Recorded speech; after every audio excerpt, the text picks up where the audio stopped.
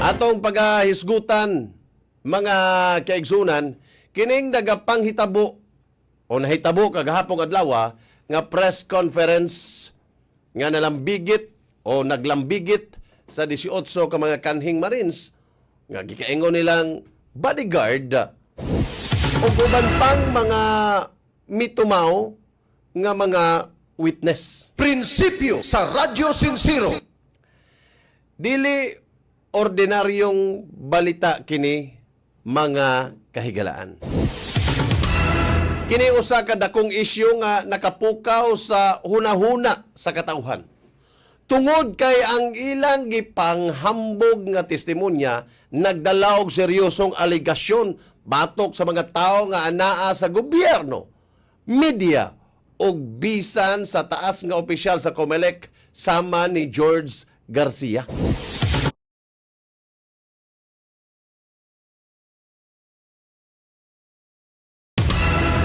Ang sentro sa aligasyon mao ang gikaingong pagdawat og kwarta nga kuno gikan sa pondo sa gobyerno. Apan sa akong pananaw, dili lang kini istorya sa kinsay nakadawat o kinsay naghatag. Mas lawom pagyud ang kahulugan ni ini. Ang tinuod nga delikado dinhi mao ang pagkapukan sa pagsalig sa katawhan ngadto sa mga institusyon nga dapat unta ilang kasandigan. Kay kung ang mga aligasyon tinuod, dako kining trahedya sa atong demokrasya. Mao nga ang mga 18 ex-Marines, o gitawag nilang 18 bodyguard, nga mipagawa sa ilang testimonya, nagdala og bugat nga akusasyon. Ilang gingon nga adunay sistematikong pagdala sa mga maleta o bag nga puno sa kwarta ngadto sa mga politiko o pipila ka mga personalidad. Natural lamang nga makurat ang publiko. Kay sa nasod nga daghan gihapon ang walay trabaho, taas ang presyo sa bugas, taas ang buhis, ug daghan ang pobre. Masakit kaayo paminahon nga adunay posibilidad nga ang kwarta sa katawhan mahimong himoong pondo sa korupsyon ug impluwensya. Ug mao kana ang dakong pangutana. Kung tinuod man kini, pila na kaha ka proyekto ang wala mahuman? Pila ka tulay? Pila ka ospital? Eskwelahan ug flood control ang napakyas tungod kay adunay nangurakot. Kaya ang korupsyon dili lamang pagpangahukaw o pagpangawat sa kwarta. Ang korupsyon mao ang pagpangawat sa kaugmaon sa matag Pilipino. Kinahanglan ta magmatngon batok sa duha ka butang. Una, batok sa korupsyon. Ikaduha, batok sa manipulasyon. Kay posible nga adunay uban pang mga whistleblower. Posible usab nga malihis ang isyu alang sa ilang kaugalingong interes sa politika. Atong depensahan mao ang kamatuoran. Kay kung mawala ang kamatuoran sa politika, mahimo ng negosyo ang serbisyo publiko. Usapod kada kong leksyon niini nga panghitabo mao ang kahimtang sa media og impormasyon sa Pilipinas. Kini mao'y epekto sa grabing polarisasyon sa atong nasod. Sa tinuod lang, kapoy na kaayo ang katawhan sa drama sa politika. Kapoy na sa hiring nga murag teleserye nga wa gihapoy padulngan. Kapoy na sa akusasyon kontra sa korupsyon. Kapoy na sa scripted outrage. Ang gusto sa ordinaryong Pilipino, simple ra kaayo. Tinud-anay unta nga pagpanerbisyo. Busa akong tanaw, kining kontrobersiya dili lamang pagsulay ngadto sa mga akusado. Pagsulay usab kini ngadto sa mga institusyon. Pagsulay kini sa Senado, sa Ombudsman, sa NBI, ingon man sa Department of Justice kun DOJ. Og lakip na usab ngadto sa media. Kay karon makita kung naapabagyod di ay o napabagyod tay independent nga proseso o napulihan na ba kini sa politika o impluensya.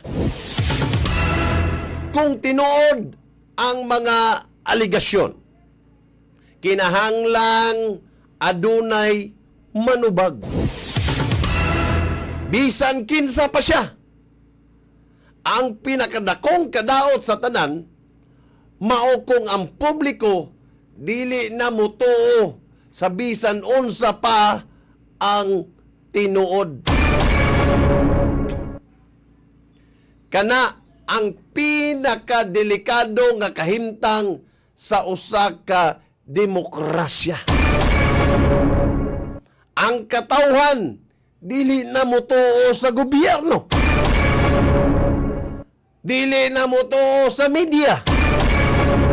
Dili na mutuo sa eleksyon. Og labaw sa tanan, dili na mutuo sa hustisya.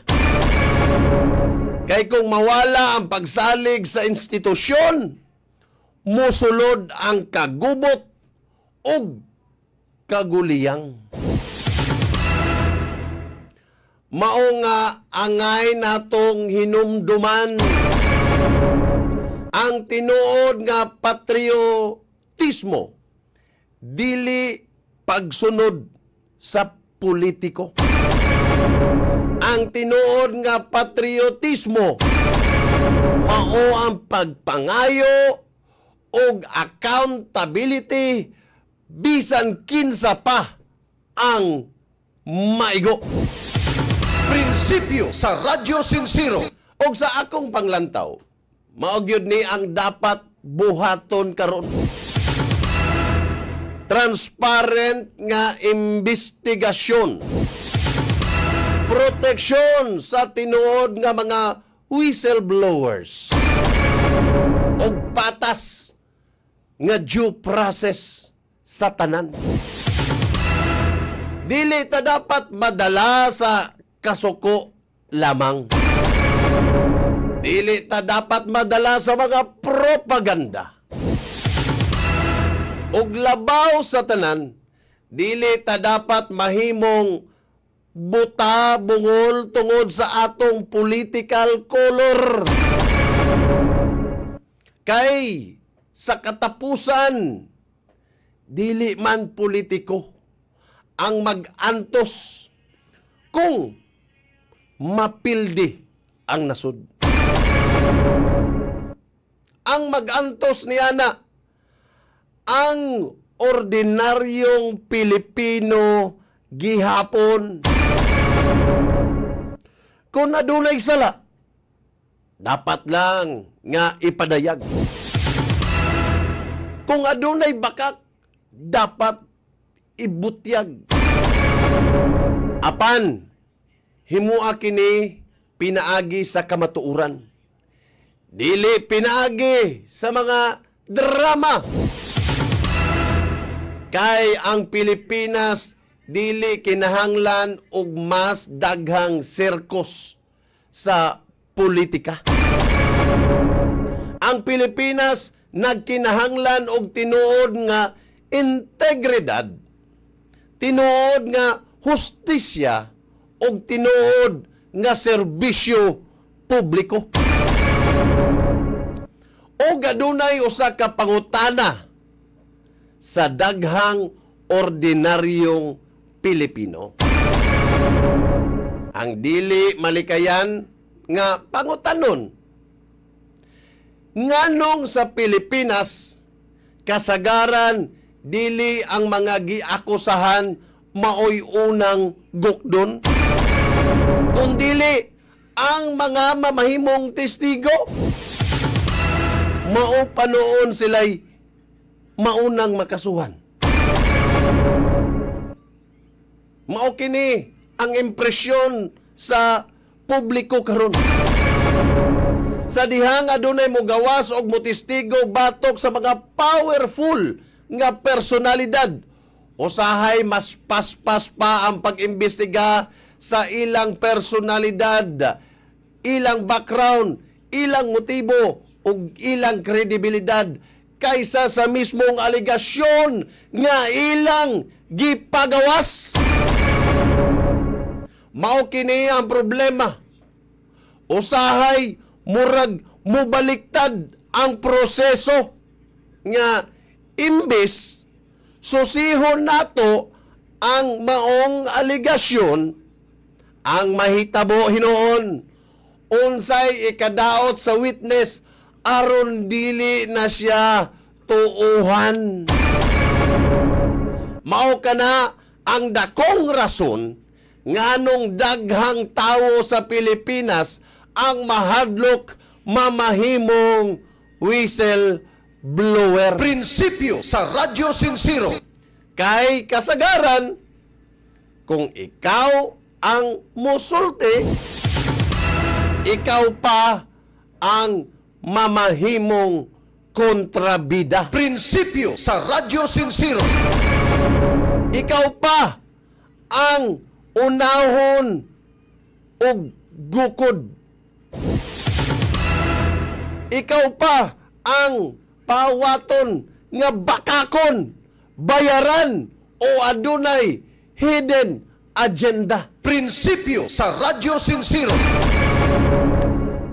Og kon mao kana ang kultura nga modominar sa usa ka nasod, unsaon na lang paggawas sa kamatuuran.